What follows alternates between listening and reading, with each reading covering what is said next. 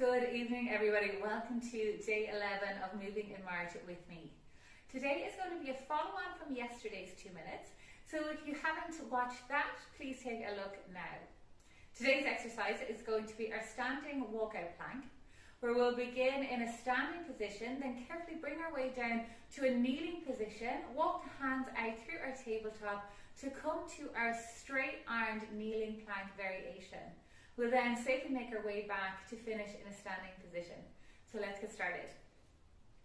Always beginning in a stable foundation before bringing movement into the body. We're going to place the feet hip distance apart, draw the navel in toward the spine, the tailbone tucking a little, lengthening the spine here, rolling the shoulders back, tucking the chin a little to allow for that length to continue up the back of the neck.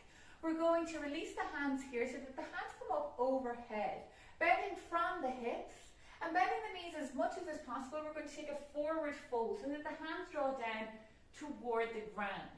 Placing the hands on the ground here, keeping that navel drawn in, the fingers are spread, and we're bending the knees here as much as is needed. Releasing one foot to come to a kneeling position, then joined by the other knee. The knees now are hip distance apart. Walking the hands out through our tabletop one at a time, taking the hands forward once more, and then bringing some weight into the hands and coming to that nice diagonal shape of our straight-armed plank variation.